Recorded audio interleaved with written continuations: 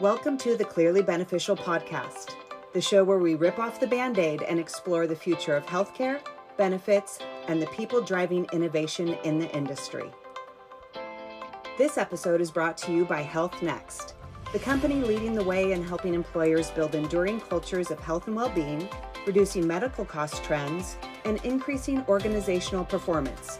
To learn more how they can help you, visit healthnext.com. Hey there, Vincent Catalano with you talking about benefits brokers. So we're going to call this Benefits Broker 101 Part 2. And where are we going to start? Well, I think we should start with HR people and what they think they need to do to pick a new benefits broker. Well, let me tell you, the first thing you shouldn't do, my friendly HR friends, is to run an RFP for the sake of running an RFP. I've been through these things over the years and they're not pleasant, okay? They're not pleasant. They're usually a waste of time because let's run this down for a second. I'd say 80% of HR teams, and we're going to have other episodes about this, 80% of HR teams will tell you, oh, I'm happy with my broker. Then there's a 20%, the other 20% will tell you, yeah, I'm pretty happy. And maybe 1% of that group will actually decide to pull the trigger and make a change if they feel a need for a change is. But a lot of times HR people feel the need to run an RFP every couple of years.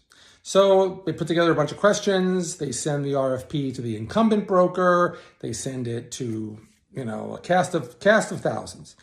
They send it to the big houses, they send it to the small local shops.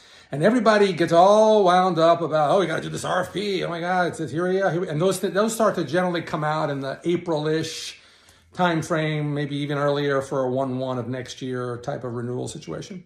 And so think about what happens when you send out an RFP that has 100 questions, okay? These days, the brokers are probably filling it in with AI. But at the end of the day, someone is taking ownership on that RFP and they are taking pride in working on it to please you, to come up with some solution that you think you need. This is a messed up process, okay? I think the best process that you can consider is really decide what it is you want, okay? HR, love you, but I don't know that you ever know what you want. I think in a lot of cases, you love the one you're with. The brokers you have are usually pretty good.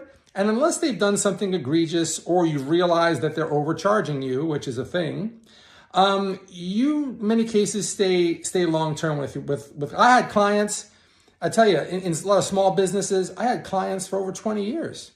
One of my largest clients I had for 10 years until I moved on from one brokerage to another. So having a broker for a long time may not be a bad thing. And the excuse sometimes you get is, oh, we got to see what's out there. Now, if you're going to see what's out there, make sure you know what you're looking for. Okay. Is it technical savvy? Is it innovation? Is it better day-to-day support? Is it free stuff?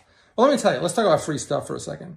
A lot of brokers come to the table, oh, we'll do this for you for free, we'll do that for you for free, we'll do that. Nothing is free. Okay? Broker gets paid a commission, or if they're smart, we'll talk about fees. Broker charges you a fee, and all the services they provide to you come out of that fee. Okay? There's nothing for free. Someone's paying somebody something for all these, per employee per month things that the broker provides to you, whether it's Cobra or whether it's, any number of services that they can provide to you. The question really is, what am I looking for?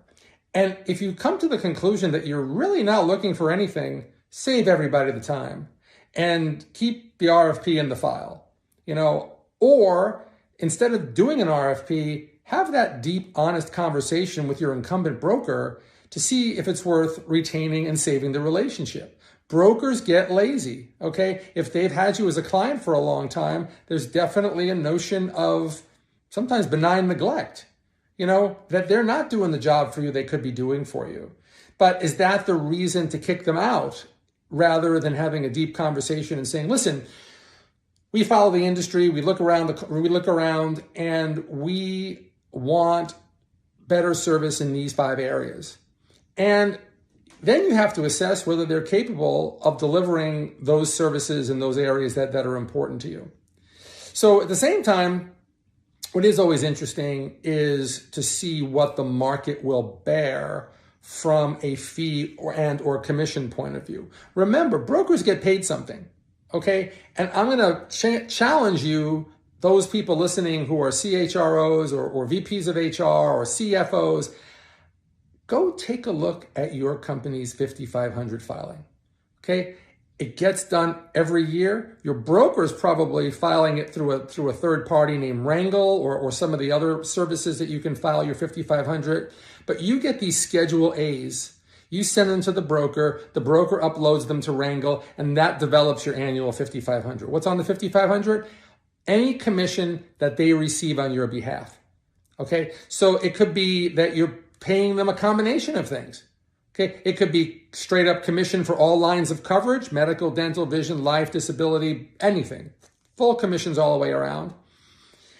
And then, or you could say, okay, well, they'll charge you a fee for X, all those things where they net the commission out. So you're paying 0 commission and you've agreed upon a monthly fee. Now that's not to say they're still not getting paid commission, right? There may be commissions in things like voluntary benefits.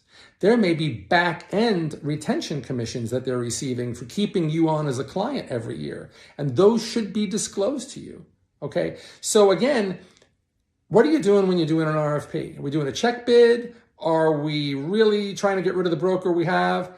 And if you are really trying to get rid of the broker you have, don't send them the RFP, okay? Have a breakup conversation with them so they don't waste their time on the RFP and they know they're moving on.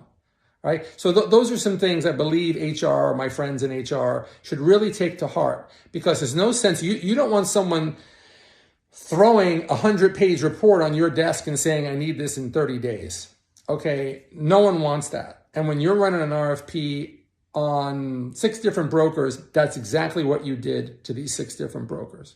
Okay, now let's flip this on the other side, to the broker side of this.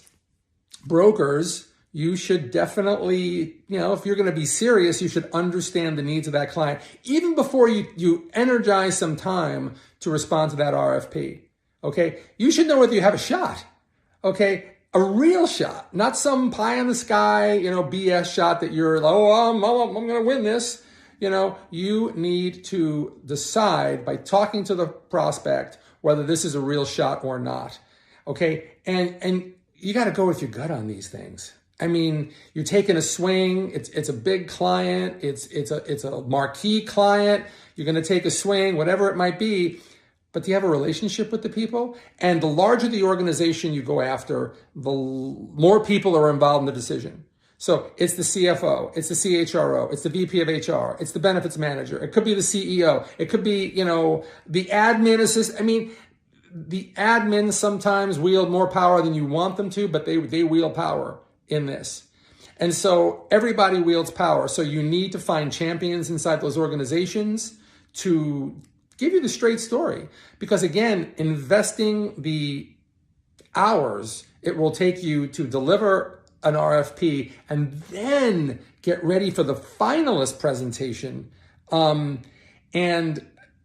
I've been involved in tons of finalist presentations, won my share of them, lost my share of them, God bless, right? But a couple of years ago, I helped a client in this region do a broker RFP. So I watched this process. They asked me, Vinny, can you find us a new broker? We're going to get rid of the one we have. So they'd already decided to get rid of the one they have. And they asked me to use my network to find some brokers. And I did.